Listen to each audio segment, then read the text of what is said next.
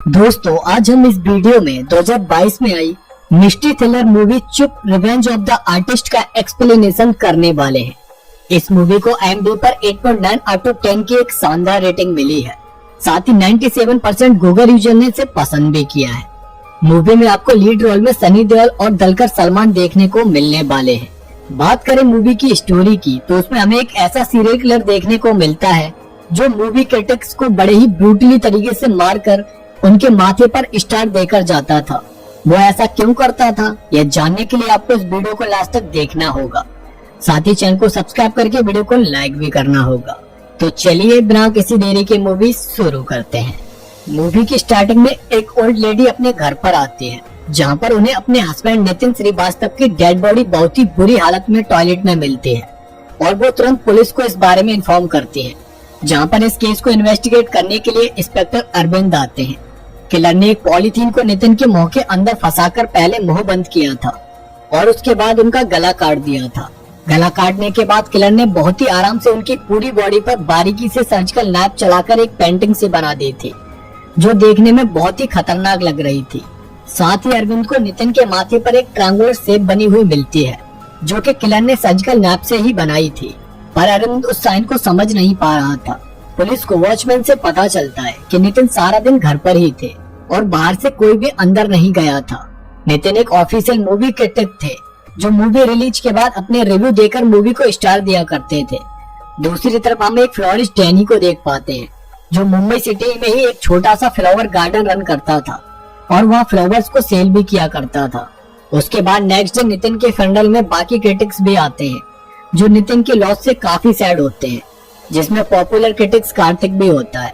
और वहाँ पर एक लड़की नीला भी आती है जो कि फिल्म इंडस्ट्री में ही आर्टिकल्स लिखने की जॉब किया करती थी। वहाँ से नीला अपनी माँ के लिए तुलिप के कुछ फ्लावर्स को लेने के लिए डैनी की शॉप पर आती है, जहाँ पर डैनी नीला को देखकर उसका फिदा हो जाता है और उसे फ्री में तुलिप फ्लावर्स के बुके को दे देता है।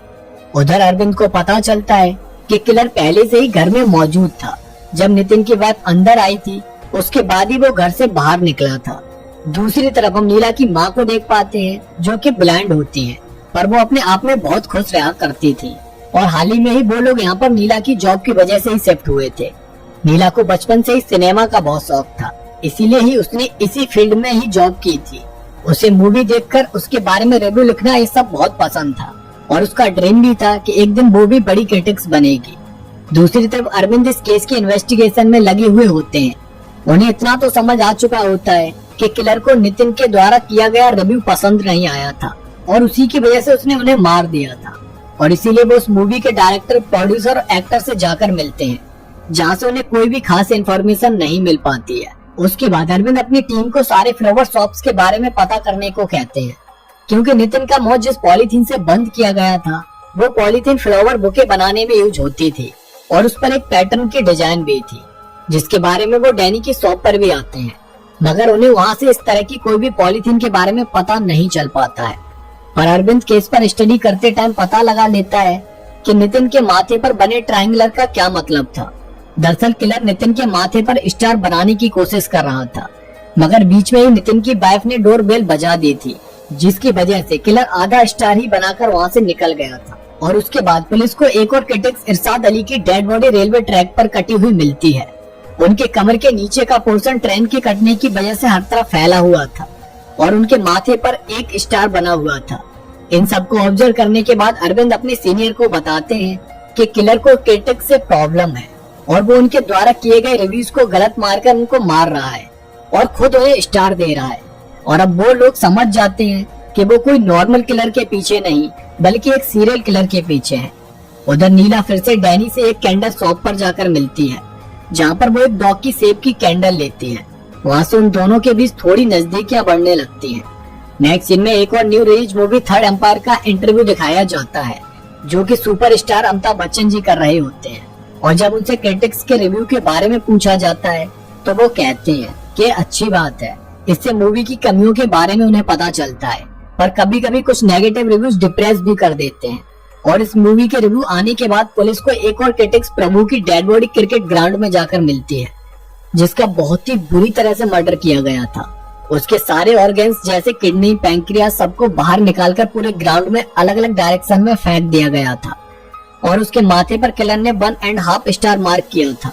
उसके बाद जब अरविंद प्रभु के द्वारा थर्ड अंपायर मूवी पर किए गए रिव्यू को पढ़ता है तो उसे पता चलता है कि जिस तरह की स्क्रिप्ट क्रिटिक्स ने अपने रिव्यू में लिखी होती है उसी तरह से ही किलर उनको मार रहा होता है। जैसे सबसे पहले नितिन ने अपने रिव्यू में काटने की बात बोली थी तो किलर ने उसकी पूरी बॉडी को ही काट दिया था। दूसरी इरशाद अली ने कहा था कि मूवी का फर्स्ट हाफ तो ट्रैक पर था पर सेकंड हाफ के बारे में कोई भी ज्यादा उम्मीद नहीं लगाई जा सकती है, तो उसे किलर ने रेलवे ट्रैक पर लाकर मारा था। और अब प्रभु ने अपने रिव्यू में कहा था कि मूवी का हार्ट तो सेंटर में था मगर बाकी ऑर्गन्स इधर उधर थे,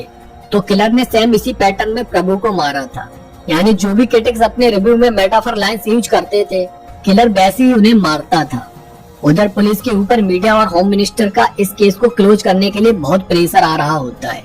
मगर पुलिस के पास किलर के बारे में कोई भी जानकारी नहीं थी। अब आगे और कोई भी मर्डर नहीं हो इसके लिए अरविंद सारे ऑफिशियल क्रिटिक्स को एक जगह कलेक्ट करते हैं और उन्हें अपनी रिव्यू पॉजिटिव वे में लिखने के लिए कहते हैं। साथ में किसी भी मूवी को 3 से कम स्टार नहीं देने की एडवाइस भी देते हैं मगर क्रिटिक्स लोग उसकी बात नहीं सुनकर पुलिस को ही ब्लेम करने लगते हैं। उधर फेमस डायरेक्टर गुरदत्त के बर्थडे पर डैनी अपने हाथों से कागज के फूल बनाकर नीला के घर पर लाता है और उसे गिफ्ट कर देता है। यह देखकर नीला बहुत खुश होती है और उसे अपनी माँ से भी मिलाती है जहाँ पर वो दोनों थोड़ा क्वालिटी टाइम भी स्पेंड करते हैं। तभी नीला के पास उसके बॉस का मैसेज आता है कि उन्हें गुरदत्त के बर्थडे पर एक अच्छा सा आर्टिकल लिखकर लाना होगा। और तभी डैनी के कागज का फ्लावर बुके देखकर नीला को याद आता है कि गुरदत्त की लास्ट मूवी कागज के फूल थे और वो उसी के मद्देनजर एक अच्छा सा आर्टिकल रेडी करती है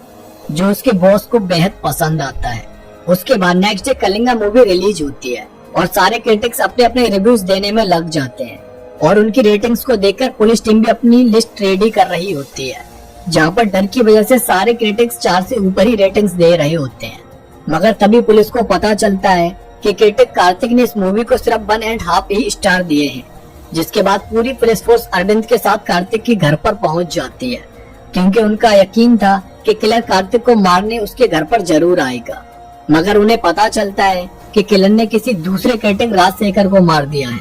और फिर हमें राजशेखर को मारते हुए सीरियल किलर का फेस दिखाया जाता है जो और कोई नहीं खुद डैनी ही होता है। यानी डैनी ही वो सीरियल किलर था जो अब तक क्रिटिक्स को मारकर उन्हें स्टार दे रहा था और डैनी ने राजशेखर को उसके रिव्यू की तरह ही बुरी तरह काटकर मार दिया था और उसे दीवार पर एक पेंटिंग की तरह लटका दिया था। साथ में उसके माथे पर पुलिस को 4 स्टार रेटिंग भी मिली थी क्योंकि उसने इतनी बकवास मूवी को 4 स्टार रेटिंग दी थी। उसके बाद डैनी अपनी सबसे फेवरेट मूवी गुरदत्त साहब के कागज के फूल देख रहा होता है। उस मूवी को क्रिटिक्स ने बहुत कम रेटिंग दी थी जिसकी वजह से वो गुरदत्त साहब की लास्ट मूवी बन गई थी। और नेक्स्ट डे जब नीला डैनी से कहती है कि वो गुरदत्त का इतना बड़ा फैन है उसे पता ही नहीं था, इस पर डैनी उससे कहता है कि वो तो गुरदत्त को जानता भी नहीं है, वो तो उसके लिए ऐसे ही कागज के फूल बनाकर ले गया था। यह बात नीला को थोड़ी अजीब लगती है पर वो इस बात पर ज्यादा ध्यान नहीं देती है। दूसरी तरफ अरविंद को उसके सीनियर सिर्फ 2 वीक्स का टाइम देते हैं उसे इस सीरियल किलर को पकड़ने के लिए, वरना उसके बाद उन्हें इस केस को सीबीआई को हैंड ओवर करना पड़ेगा। और अब इसीलिए अरविंद इस केस में एक क्रिमिनल साइकोलॉजिस्ट जेनोविया को हेल्प के लिए बुलाता है जिन्होंने कई सारे सीरियल किलर्स पर स्टडी की हुई थी। उसके बाद हमें दिखाया जाता है कि डैनी ने अपने सारे विक्टिम्स को कैसे मारा था, जहाँ पर उसने सबको बहुत ही ब्रूटली तरीके से मार दिया था। उधर इन चारों केसेस को स्टडी करने पर जेनोविया अरविंद को बताती है कि सीरियल किलर ने इन 4 लोगों को ही क्यों मारा था, जबकि सेम स्टार रेटिंग तो कई सारे और क्रिटिक्स ने भी दी थी। और इसके पीछे का रीजन था उनकी इंटरेस्टिंग स्क्रिप्ट जिसमें उन्होंने सीरियल किलर को मर्डर करने का पैटर्न के बारे में हिंट दे दी थी और उसे इस तरह से मर्डर करने में एक अलग लेवल का सेटिस्फेक्शन मिलता था। साथ ही जेनोविया अरविंद और उसके सीनियर को बताती है कि serial killer mission oriented serial killer है जो हो सकता है कि पास्ट में कोई डायरेक्टर रहा हो और उसकी किसी मूवी को क्रिटिक्स ने बुरी तरह क्रिटिसाइज करके उसके करियर को बर्बाद कर दिया हो और उसी का रिवेंज लेने के लिए वो इस तरह क्रिटिक्स को मार रहा है। दूसरी तरफ डैनी और नीला एक दूसरे में खो जाते हैं और इंटीमेट वाली पोजीशन में चले जाते हैं, जहाँ पर नीला डैनी के रूम में कुछ फिल्म कैसेट्स देख लेती है जिसकी वजह से अब डैनी खुद पर गुस्सा करने लगता है कि उसकी गलती की वजह से आज नीला ने उसकी कैसेट्स को देख लिया। इसलिए अब वो उन सारी कैसेट्स और पोस्टर्स को ले जाकर अपने बेसमेंट में डाल देता है जहाँ पर उसे अपने पास्ट की कुछ मेमोरीज भी याद आती हैं। उधर अरविंद और जेनोबिया क्रिटिक कार्तिक से मिलने जाते हैं और उनकी हेल्प से लास्ट 10 इयर्स में उन डायरेक्टर्स की लिस्ट निकालते हैं जिनकी मूवी लास्ट 10 इयर्स में सबसे ज्यादा क्रिटिसाइज की गई थी, जिसमें उन्हें टोटल 300 नाम मिलते हैं और वो उनको फिल्टर करने में लग जाते हैं और इस काम में उसकी हेल्प नीला भी कर रही होती है। तभी अरविंद कार्तिक के घर पर एक प्लास्टिक बुके देखता है जिसमें सेम वैसी प्लास्टिक का यूज किया गया था जैसी कि उन्हें विक्टिम्स के पास से मिली थी। और जब अरविंद वहाँ के सीसीटीवी फुटेजेस चेक करता है तो उन्हें पता चलता है कि सीरियल किलर एक बच्चे के हाथों उस बुके को कार्तिक के घर पर छुड़वा कर गया था, पर बच्चे ने उसका फेस सही से नहीं देख पाया था। पर इसकी वजह से नीला को डैनी पर थोड़ा शक होने लगता है क्योंकि उसका गुर्दत के बारे में मना करना और फिर उसके रूम में फिल्म की कैसेट्स का मिलना और अब एक बुके, इन सब के बाद वो टेंशन में अपने घर आ जाती है, जहाँ पर उसकी माँ उसे बताती है कि डैनी उसके लिए गिफ्ट छोड़कर गया है। और जब वो उसे ओपन करके देखती है तो उसमें कैसेट्स के एक बॉक्स के अंदर कई सारे खूबसूरत फ्लावर्स को लगाया गया होता है, जिसे देखकर नीला को डैनी पर बहुत प्यार आता है। और उधर अरविंद और जेनोबिया प्लान करते हैं कि अगर उन्हें सीरियल किलर को पकड़ना है तो उसे पहले बिल से बाहर निकालना पड़ेगा और उसके लिए उन्हें किसी क्रिटिक्स के द्वारा एक मूवी के रिव्यू पोस्ट को करना होगा। पर कोई भी क्रिटिक्स डर की वजह से अब मूवी रिव्यू करने के लिए रेडी नहीं था, पर अरविंद इसके लिए नीला को मना लेते हैं क्योंकि नीला का ड्रीम था कि वो एक बार क्रिटिक की तरह रिव्यू करे। और उसके लिए नेक्स्ट डे डिंग डोंग नाम की एक कॉमेडी मूवी को नीला के साथ कुछ 4 और क्रिटिक्स को भी दिखाया जाता है और उन्हें पूरी सिक्योरिटी देने का वायदा भी किया जाता है। पर अरविंद नीला से इस मूवी के बारे में नेगेटिव रिव्यू देने के लिए कहता है, साथ में 1 स्टार की रेटिंग भी, जिससे सीरियल किलर उस पर अटैक करे और वो उसे पकड़ सके। पर ये सब नीला को सही नहीं लग रहा होता है, मगर अरविंद के प्रेशर में आकर उसे ऐसा करना पड़ता है। नीला की माँ को उसके घर से महफूज जगह पर पहुंचा दिया जाता है और अरविंद अपनी पुलिस टीम के साथ नीला के घर पर सिक्योरिटी देने लगता है। उधर जैसे ही डैनी डिंग डोंग मूवी देखने के बाद रिव्यू चेक करता है तो उसमें उसे नीला का रिव्यू सबसे ज्यादा बेकार और नेगेटिव मिलता है, जिसे देखकर वो पहले तो शॉक हो जाता है, मगर बाद में उसके अंदर का सीरियल किलर उसे मारने के लिए उसके घर की तरफ निकल पड़ता है, जहाँ पर नीला अपने घर में बहुत कैद जैसा महसूस कर रही होती है। और तभी उससे मिलने डैनी फ्लावर बुके लेकर आ जाता है, जहाँ पर अरविंद थोड़ी देर के लिए नीला के जिद पर उसे मिलने की ही परमिशन दे देता है, पर नीला उसे खुद से दूर ही नहीं जाने दे रही थी। तो वो लोग रूम में बंद हो जाते हैं, जहाँ से डैनी नीला को विंडो के नीचे गिरा देता है और खुद नीला के चादर के नीचे पिलो रखकर इजीली वहाँ से निकल जाता है। यह सब देखकर अरविंद को लगता है कि नीला शायद सो रही है, पर डैनी नीला को पीछे जाकर उठाता है और वहीं पास के एक खाली टॉकीज में लेकर आ जाता है, जहाँ पर वो नीला से कहता है कि उसने क्या सोचकर इतनी बुरी रेटिंग उस मूवी को दी थी। साथ ही उसने अपने रिव्यू में सर के हजारों टुकड़ों वाली मेटाफर लाइंस भी यूज की थी और इसीलिए अब डैनी उसके सर के टुकड़े करने वाला ही होता है कि तभी वहाँ पर अरविंद अपनी टीम के साथ आ जाता है और नीला को डैनी से बचा लिया जाता है। डैनी को अरेस्ट कर लिया जाता है और पुलिस को डैनी के घर से एक चुप मूवी की कैसेट्स बरामद होती है, जो कि किसी सेबास्टियन नाम के डायरेक्टर की थी और ये सेबास्टियन और कोई नहीं डैनी ही था। दरअसल उसने उस मूवी चुप में अपनी ऑटोबायोग्राफी लिखी थी, जिसमें उसके फादर बचपन में उसकी माँ और उसको बहुत बुरी तरह से टॉर्चर किया करते थे। वो हर दिन एक नया घाव देते रहते थे, पर जब वो बड़ा हो गया तो उसने अपने फादर को सजा देने के लिए एक रूम में बंद कर दिया और उन्हें कुछ भी खाने को नहीं दिया, जिसके बाद एक दिन उनकी इसी तरह से मौत हो गई और कुछ दिन बाद सेबास्टियन ने अपनी माँ को भी खो दिया था। इस दर्दनाक और हार्ट टचिंग स्टोरी को कुछ क्रिटिक्स ने बहुत कम स्टार रेटिंग देकर इसे फ्लॉप साबित करा दिया था,